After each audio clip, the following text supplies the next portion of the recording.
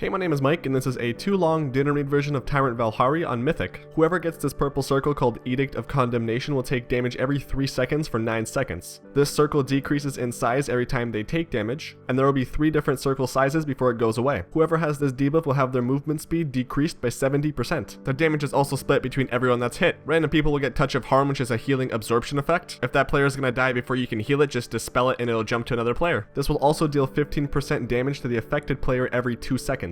Tanks will have the healing done to them decreased by 10% with the Seal of Decay debuff, so swap for that. During phase 1, anytime you move, you take damage. The amount of damage you take increases as this phase goes on. This aura persists throughout the entire fight. However, the damage you take from moving after phase 1 is over slowly decreases. A random person gets selected with Annihilating Strikes, and it does a frontal cone ability in their direction. Anyone that's hit by this will spawn a fire circle underneath them that explodes after 3 seconds. When the boss does Infernal Tempest, it does damage to anyone within 2 yards of you, and it also spawns these fire circles underneath you that you need to move out of. When Velhari gets to 90%, an ad will spawn. It spawns 2 red spheres in the direction it's facing. These spheres will move in a straight line and then come back towards the ad. Anyone that's hit by this takes damage and they spawn a fire circle underneath them. During this phase, you want to get Velhari to 70% as fast as possible to start phase 2. The ad should almost be dead by the time you get to 70% just from cleave damage. In phase 2, you can't be healed above 80%. This amount gets lower and lower as this phase goes on. This aura lasts the rest of the fight, but once phase 2 is over, the amount of health you can have will increase over time. When the boss does Tainted Shadows, she does damage to you and everyone within 5 yards of you. Random people will get a Font of Corruption debuff that makes them immune to the splash damage done by Tainted Shadows. These people should try to stack up for heals. When Velhari reaches 60%, another ad will spawn. This ad will cast Harbinger's Mending, which is a heal that needs to be interrupted. Each time this is interrupted, the cast speed of this is increased. Phase 3 starts at 40%. The damage you do is increased by 20%, and the damage you take is increased for 10% in this phase. These percents increase the longer this phase goes on. Bulwark of the Tyrant will hit the tank and a few random people. Every time this hits someone, it'll spawn a Shadow Void Zone on the ground. For this, you want to just pull the boss towards the wall, have your raid stack up in front of her, and just kite around the room every time a Shadow Void Zone drops. The boss will also do a raid-wide AoE knockback called Gavel of the Tyrant, which applies a dot. When Velhari gets to 30%, the final ad will spawn. This ad decreases the damage the boss takes by 90%, and it needs to be burned. In phase 1, all the ranged are relatively close to the boss without stacking on each other. This made it easier for them to walk into melee for us to absorb the Edict. The legendary ring was popped when Velhari got to around 94%, which allowed it to explode on the Enforcer when it came out. The Enforcer was only damaged through cleave until execute range. At that point, anyone that could execute would do so. This Enforcer needed to be dead by the time Velhari got to 70% and started phase 2. In phase 2, we positioned the boss in front of the phase 3 ad statue. On either side of the boss, we had world markers. One side was for people with Font of Corruption, and the other was for people without it. Tainted Shadows doesn't deal a significant amount of damage that warrants everyone be spread out. The reason we stacked up here is so when the ad came out at 60%, our backs could be to a wall. This reduced the amount of damage we took from moving from the phase 1 aura, as each ad does a knockback upon entering the fight.